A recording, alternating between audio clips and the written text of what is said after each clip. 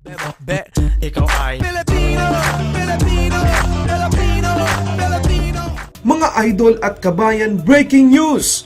Germany, France at United Kingdom nagsama-sama upang maghain ng isang verbal note sa UNCLOS upang ipaalam sa China na Pilipinas ang nanalo sa 2016 Permanent Court Arbitration ruling at ang kanilang ginagawang pag-angkin ng halos 80% mga teritoryo sa West Philippine Sea o South China Sea ayon sa historic rights o mas kilala sa tinatawag na 9-dash line ay labag sa pang-international na batas. Wow na wow! Yan ang dapat. Lahat ng mundo nagkaisa para muling ipamukha sa China na Pilipinas ang nanalo ayon sa Permanent Court of Arbitration ruling noong taong 2016. Excited na ba kayo? I-like ang video at mag-subscribe. Matik na!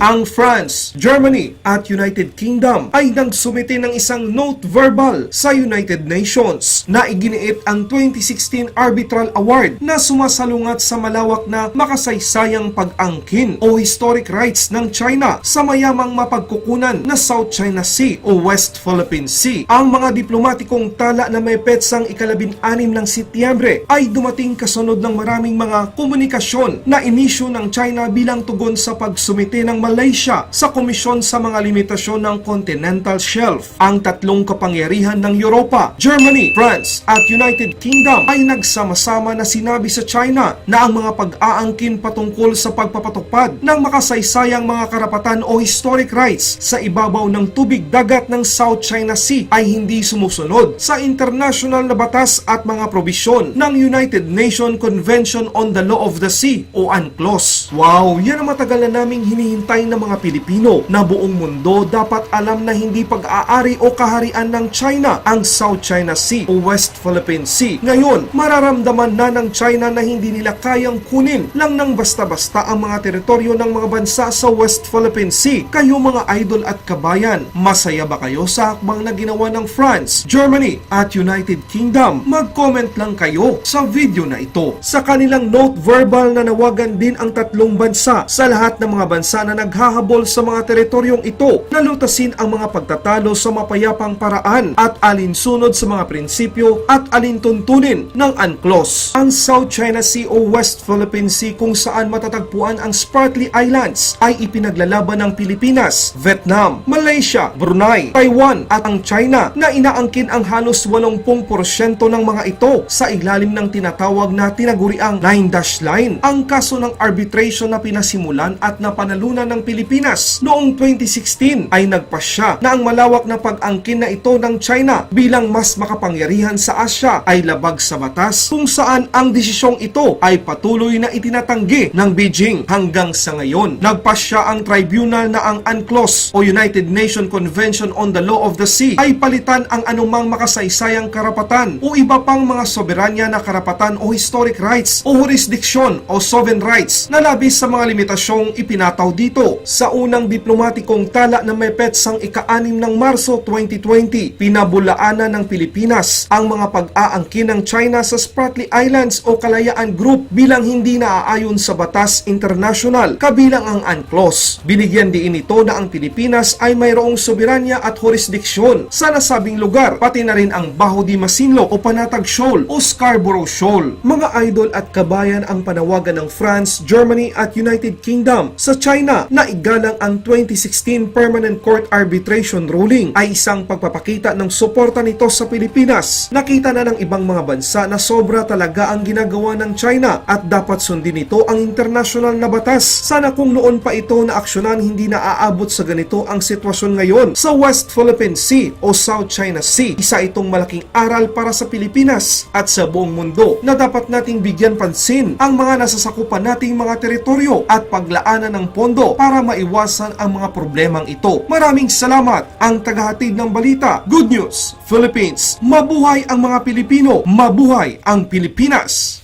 Laban Pinas.